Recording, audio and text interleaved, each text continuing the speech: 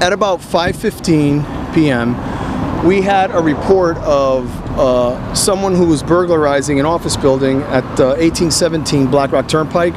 Witnesses saw the individual and immediately called police. One of our detectives, after being given a description of the vehicle, which was a white four-door Plymouth sedan, saw the individual in an unmarked car and began following the individual, waiting for one of our marked cars to get there. Once the marked cars got there, they were at about Stratfield Center. A pursuit started, which spilled over into Bridgeport. During the pursuit, as they were coming down Dewey Street, there was a victim, a female in a red SUV, or minivan rather, who was 9 months pregnant, who was attempting to take a left turn into her driveway when the suspect went on the left side of the road and struck her vehicle. That vehicle, the victim vehicle, then immediately rolled over, and it was at that point that the pursuit stopped. We arrested the individual. The individual's name is Christoper Bond, date of birth 6/1/61, and he lives at 67 Chamberlain Place in Bridgeport. That's 67 Chamberlain Place in Bridgeport. Bridgeport has levied numerous motor vehicle charges against this individual, including reckless operation of a vehicle, driving without a license.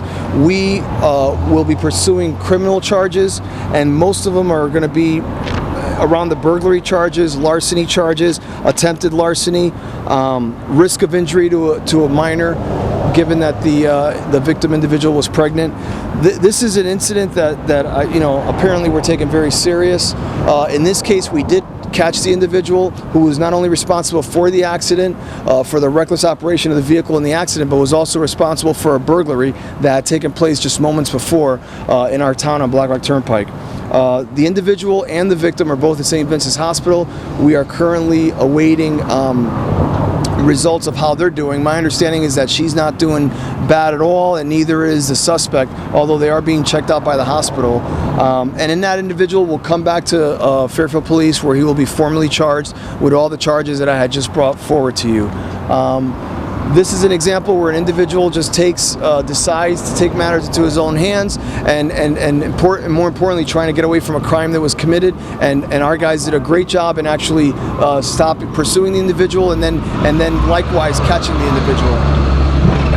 Speeds never exceeded 40 miles an hour, I gather. That's what I heard. Right. The speeds, traffic. You have to understand that at that time of day, there's rush hour traffic everywhere. So our officers, the Bridgeport officers, as well as the suspect, and never reached a high speed at any given period of time because of the sheer volume of traffic.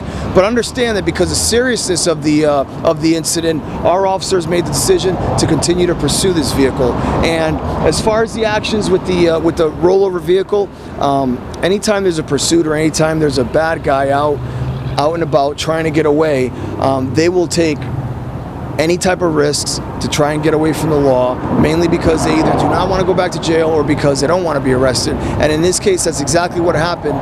And we're just lucky that we have the individual and that she's not seriously injured, and that none of our officers were seriously injured.